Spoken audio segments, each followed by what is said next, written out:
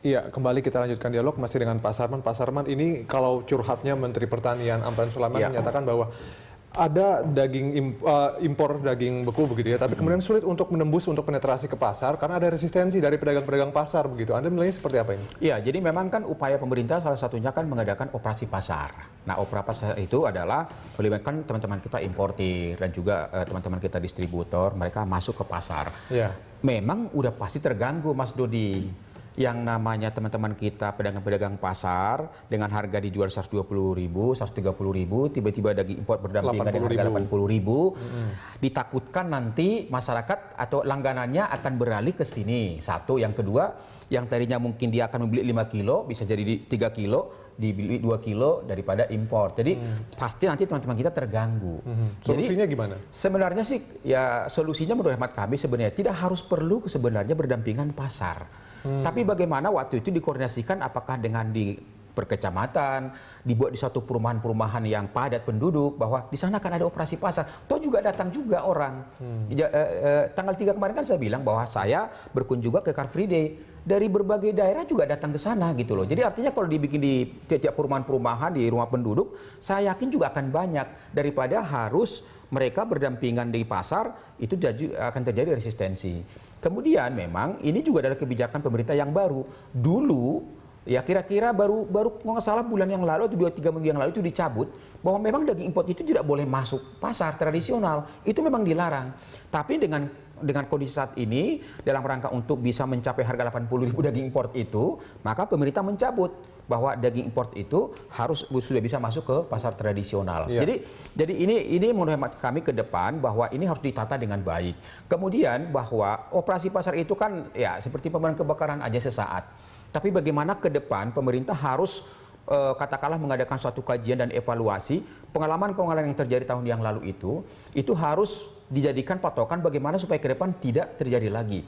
Karena kita lihat Mas Dodi, ini masalah harga gejolak daging sapi ini kan sudah terjadi mulai tahun 2012 sampai saat ini. Masa sih tidak bisa menyelesaikan masalah daging aja? Kan itu kan. Jadi saya rasa semua tergantung kemauan pemerintah. Kemudian ada transparansi dalam data. Ya kemudian jangan terlalu mengedepankan pencitraan gitu loh. Ya kan pencitraan dalam arti kata bahwa kita akan mampu swasembada, akan tetapi pada praktiknya kita tidak mampu, yang dikorbankan adalah kebutuhan masyarakat. Dan pada akhirnya telat impor, begitu Pak ya? Ya salah satunya kebijakan itu gitu loh. Jadi ini kan sebenarnya pemerintah kan sudah tahu berapa sih kebutuhan kita per tahun, kemudian berapa sih kebutuhan kita dalam rangka Lebaran, kan sebenarnya sudah tahu dengan pengalaman tahun-tahun yang lalu. Dan itu harus diambil langkah-langkah taktis minimal 2-3 bulan sebelum kita memasuki Ramadan. Sehingga pasar itu bisa melihat bahwa oh iya kita punya stok banyak, kita supply lancar. Itu yang kami lihat pemerintah terlalu lambat atau mungkin memiliki data yang terlalu yakin.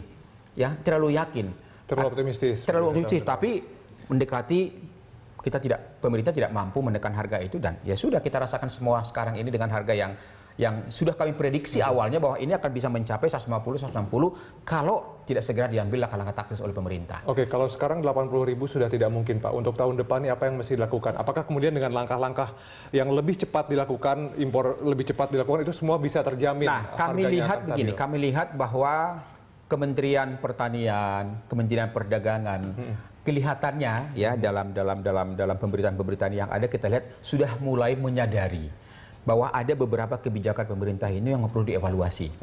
Pertama, yang kami lihat bahwa ke depan sistem kuota itu akan dihapus. Jadi memang ini agak aneh nih. Kenapa sih kuota itu harus dibagi 3 misalnya? Ya, setahun dikasih 3 kali izin. Kenapa nggak dilos saja setahun? Gitu kan? Tinggal nanti pemerintah mengadakan monitoring. Kemudian importir kita juga itu akan lebih luasa melihat harga di sana, di Australia misalnya. Kapan harga murah, dia bisa langsung book gitu loh. Kalau saat ini misalnya pada saat negara-negara Timur Tengah juga tinggi mengimpor juga dari sana, kita juga meminta, harga di sana juga akan tinggi. Ya gitu. Jadi sudah disadari. Kemudian ke depan bagaimana juga katakanlah jangan lagi misalnya kita bertumpu kepada pertermin tadi itu, perkuota tadi.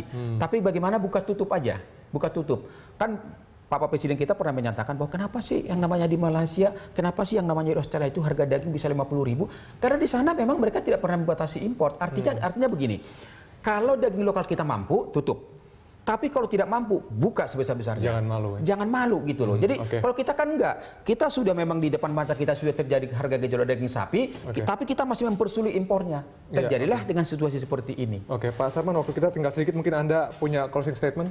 Ya, jadi saya atas nama Ketua Komite Daging Sapi Jakarta Raya mengucapkan selamat Hari Raya Idul Fitri 1437 Hijriah kepada seluruh pemirsa Berita Satu TV, minal aidin wal faizin, mohon maaf lahir dan batin. Semoga dengan pengalaman yang ada ini, kejadian yang ada ini, pemerintah mampu mengevaluasi, mampu mengambil langkah-langkah kebijakan yang taktis, dan kita harapkan ke depan harga daging sapi bisa normal kembali sesuai dengan daya beli masyarakat. Tahun depan kita beli 80.000 kilo. 80.000 per kilogram. Ya? Oke, terima kasih. Kita bila perlu 75.000. Oke, terima kasih atas waktunya Pak Sarman. Terima kasih bersama Pak kami di Money Report.